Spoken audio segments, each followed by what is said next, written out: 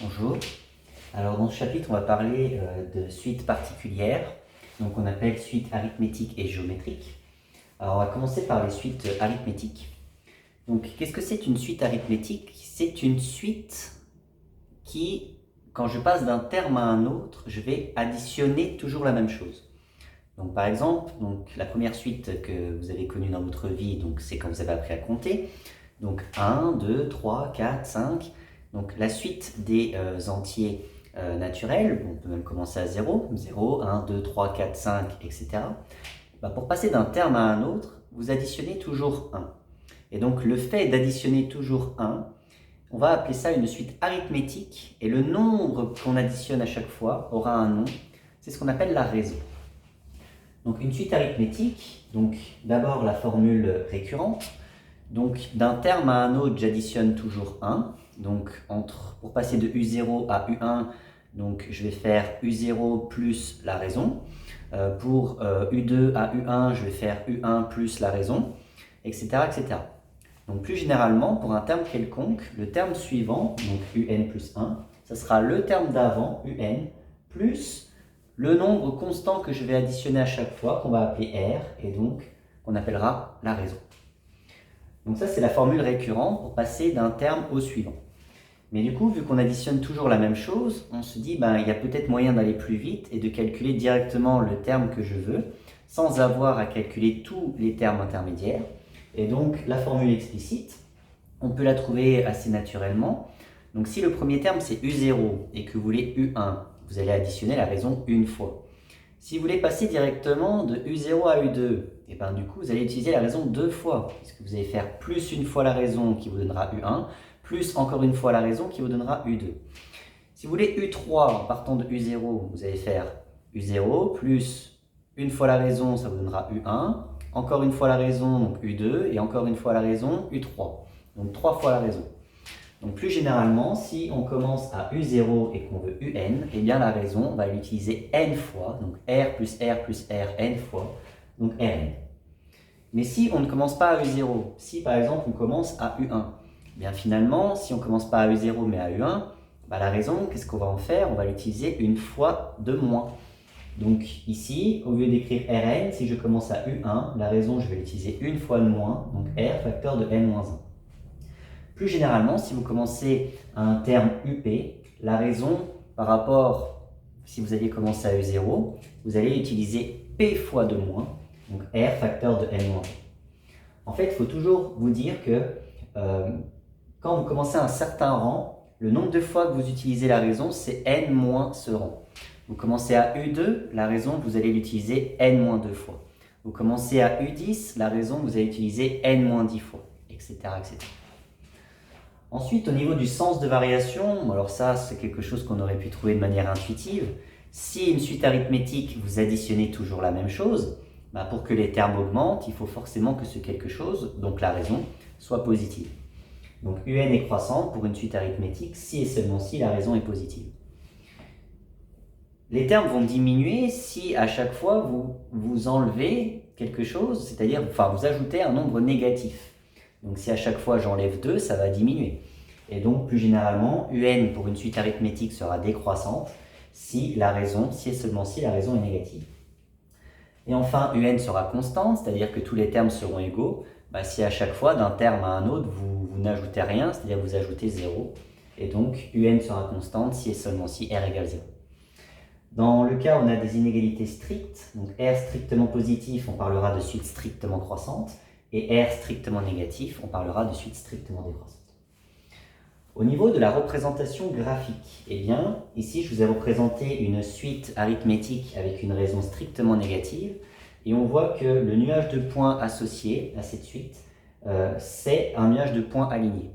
Alors, vous saurez que pour une suite arithmétique, le nuage de points, ça sera toujours un nuage de points aligné. Et inversement, si on a un nuage de points aligné, ça correspondra forcément à une suite arithmétique.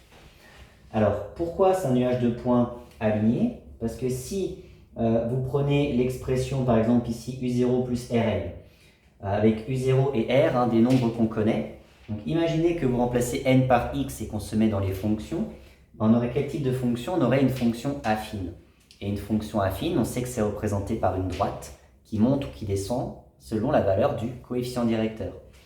Donc ici, on ne peut pas vraiment parler de coefficient directeur parce qu'on a un nuage de points alignés, mais si on traçait la droite qui passait par l'ensemble de ces points, le coefficient directeur, finalement, ça correspondrait à la raison, c'est-à-dire à ce qu'il y a devant le x. Bon, ici, ce n'est pas x vu qu'on est dans les suites, donc ce qu'il y a devant le n. Voilà. Donc une raison strictement négative, donc un nuage de points alignés avec des points qui ne font que de descendre, puisque la suite sera strictement décroissante. Si j'avais une raison strictement positive, j'aurais eu un nuage de points alignés avec des points qui ne feraient que de monter. Voilà. Ensuite, qu'est-ce qui nous intéresse dans les suites arithmétiques et géométriques? C'est notamment d'additionner des termes consécutifs de ces suites. Donc, somme de termes consécutifs d'une suite arithmétique. Donc, on va commencer par la somme des entiers naturels, donc strictement positifs, ou alors vous pouvez rajouter 0, mais si on ajoute 0 à cette formule, ça ne va rien changer. Donc 1 plus 2 plus 3 plus etc. plus n, eh bien une formule que vous devez connaître, c'est n facteur de n plus 1 sur 2. Il y a une façon très simple de le démontrer. Il suffit d'écrire cette somme dans l'ordre croissant, comme on l'a fait. Vous l'écrivez de même dans l'ordre décroissant. Et du coup, en ajoutant membre à membre, si vous l'écrivez une fois dans l'ordre croissant et une fois dans l'ordre décroissant, quand vous allez additionner membre à membre, ça va vous faire 2 fois la somme que vous voulez. Et donc à chaque fois, donc imaginez qu'en dessous du 1, je mets n. Donc dans l'ordre décroissant, ça me donnerait n-1, n-2, etc. jusqu'à 1. Et quand vous allez additionner membre à membre, ça va vous faire quoi? Ça va vous faire 1 plus n, donc n plus 1. 2 plus n-1, n plus 1. À chaque fois, ça va vous faire n plus 1. Mais combien de fois? Eh bien, autant de fois que vous avez de termes. Donc de 1 à n, vous en avez n. Donc à chaque fois, quand je l'écris dans l'ordre croissant, puis dans l'ordre décroissant, et que j'additionne membre à membre, à chaque fois, je vais avoir n plus 1, et ce, n fois. Et du coup, pourquoi on divise par 2? Parce que quand on fait ça juste avant, on obtient 2 fois la somme voulue. Or, nous, on ne la veut qu'une seule fois, donc on divise par 2 et on a le résultat souhaité. Plus généralement, si notre suite, donc ici on est dans le cas d'une suite arithmétique de raison 1, on additionne toujours 1, avec un premier terme qui vaut 1. Maintenant, pour une suite arithmétique quelconque, premier terme quelconque et une raison quelconque, la formule sera la suivante. Ça sera nombre de termes multiplié par le premier, sous-entendu premier terme, plus le dernier sur 2. Donc si par exemple ici vous commencez à U0 jusqu'à UN, donc de U0 à UN, donc attention, si on va de 1 à N, vous avez N termes.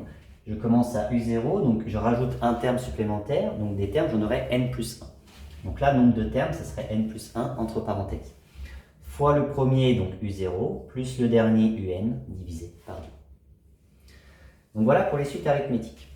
Maintenant, pour les suites géométriques, donc une suite géométrique, c'est quand on va passer d'un terme à un autre, cette fois-ci pas en additionnant toujours la même chose, mais en multipliant toujours par la même chose, chose qu'on appellera toujours la raison, sauf que pour une suite arithmétique, la raison, il faut voir ça comme un coefficient constant additif, tandis que pour géométrique, il faut voir ça comme un coefficient constant, mais multiplicateur.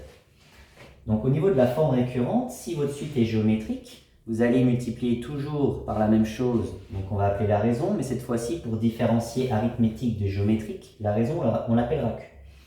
Donc si vous voulez U1, vous allez faire la raison fois le terme d'avant, U0. Si vous voulez U2, vous allez faire la raison fois le terme d'avant, U1. Plus généralement, si vous voulez le terme suivant, donc UN plus 1, vous allez faire le terme d'avant, UN, fois Q, donc la raison de la suite géométrique. Donc ça, c'est la forme récurrente. Maintenant, si on veut la forme explicite pour calculer directement U10, U20, etc., sans avoir à calculer les termes précédents, si vous commencez à U0, donc si vous faites fois Q, vous allez obtenir U1. Si vous faites fois Q, en partant de U0, ça va vous faire U0 fois Q au carré, et vous allez obtenir U2. Si vous voulez U3 en partant de U0, donc fois Q fois Q fois Q, donc Q au cube, et donc plus généralement, si vous partez de U0 et que vous voulez UN, vous allez faire fois Q fois Q fois Q n fois. Donc attention, pas Q fois n, mais Q exposant n. Sur le même principe qu'avant, si vous ne commencez pas à U0 mais U1, la raison finalement, vous allez utiliser une fois de moins. donc de q puissance n, je vais passer à q puissance n-1. Si vous commencez à U2, au lieu de U0, vous allez l'utiliser 2 fois de moins. Donc ça sera q puissance n-2. Et plus généralement, si vous commencez à UP au lieu de U0, ça sera fois q puissance n-p. Donc ce qu'il faut retenir, c'est que si vous commencez par exemple à U5, ça sera fois q puissance n-5. Si vous commencez à U15, ça sera fois q puissance n-15, etc., etc. Maintenant, au niveau du sens de variation. Donc là, pour suite arithmétique, ça ne dépendait que de sa raison. Pour une suite géométrique, ça va dépendre de deux choses, de sa raison et de son premier terme.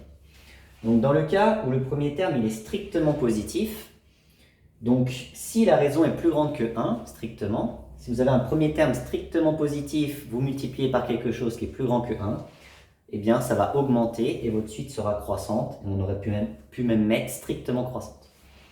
Inversement, si votre premier terme, enfin toujours un premier terme strictement positif, mais avec cette fois-ci une raison entre 0 et 1, eh bien là ça va diminuer et se rapprocher de 0.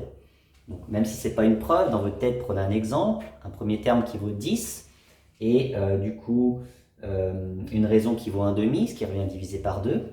Donc 1 demi, c'est entre 0 et 1, donc 10 fois 1 demi, donc la moitié de 10, 5, la moitié de 5, 2,5. Donc vous voyez que ça diminue, et donc la suite est décroissante. Si vous savez ce qui se passe pour le premier terme qui est strictement positif, eh bien, vous allez inverser pour le premier terme strictement négatif. Donc si le premier terme est strictement négatif, eh bien, et que la raison est plus grande que 1, cette fois-ci, votre suite sera décroissante. Imaginons, vous prenez moins 10 avec une raison de 2.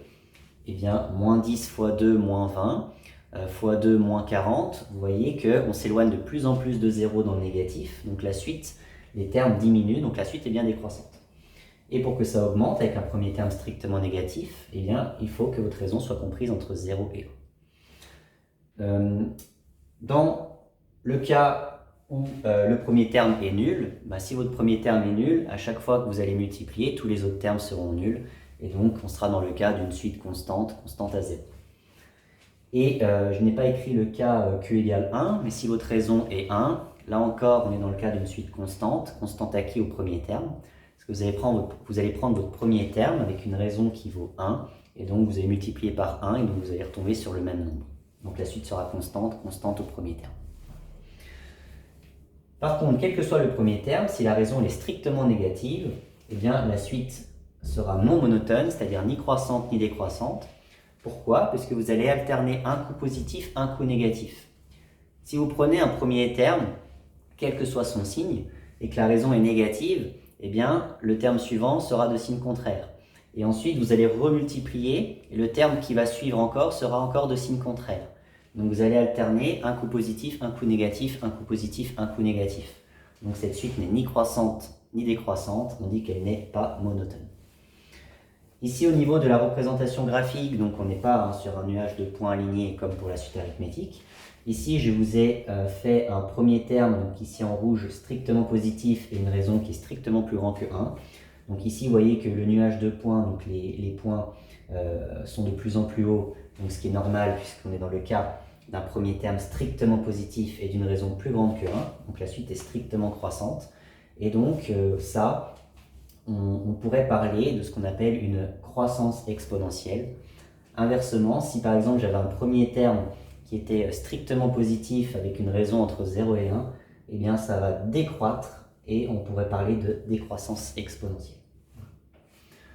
Et enfin, on va parler de somme de termes consécutifs d'une suite géométrique, alors à condition que la raison soit différente de 1. Si la raison vaut 1, eh bien, qu'est-ce qui se passe? Finalement, on multiplie par 1 à chaque fois, donc tous les termes sont égaux. Donc c'est facile, si on veut additionner tous ces termes qui sont égaux, eh bien, on fait la valeur des termes multipliée par le nombre de fois qu'ils apparaissent. Donc si par exemple vous avez une suite constante à 5, et que du coup vous additionnez 10 termes, vous faites 5 fois 10, 50. Donc là, dans le cas où la raison est différente de 1, donc vous avez deux formules. Donc d'abord une formule avec un premier terme qui vaut 1 et une raison, vous voyez, donc, qui vaut q. Donc on est sur une suite géométrique de premier terme 1 et de raison q. Donc 1 fois q, q, fois q, q au carré, etc. Et donc la formule qu'il faudra connaître, c'est celle-ci. 1 moins q exposant n plus 1 sur 1 moins q. Et plus généralement, pour une suite géométrique avec un premier terme quelconque, toujours avec une raison différente de 1, la formule sera celle-ci, premier terme fois 1 moins q exposant nombre de termes sur 1 moins q. Donc vous voyez bien que ces deux formules ne marchent pas avec q égale 1. Si vous prenez q égale 1 moins 1, 0, vous divisez par 0, bien évidemment, vous n'avez pas le droit. Alors, pour expliquer le passage de là à là, finalement, qu'est-ce qui se passe si votre premier terme, si votre raison c'est q, mais que votre premier terme c'est pas 1 et que c'est u0, donc si ici vous mettez u0, eh bien u1 ça serait tout simplement u0 fois q. u2 ça serait u0 fois q au carré. Q puissance n serait remplacé par u0 fois q puissance n. Et donc il suffirait de factoriser par u0. Et donc en factorisant par u0, on comprend bien ici pourquoi devant le trait de fraction, il y a le premier terme qui réapparaît. Donc on aurait le premier terme u0 fois, et une fois qu'on a factorisé, on aurait cette expression. Et donc ça nous donne bien 1 moins q exposant nombre de termes, puisque ici 1 sous-entendu c'est q puissance 0. Donc de q puissance 0 à q puissance n, ça nous donne bien n plus 1 termes. Donc voilà pour ce chapitre suite arithmétique et géométrique.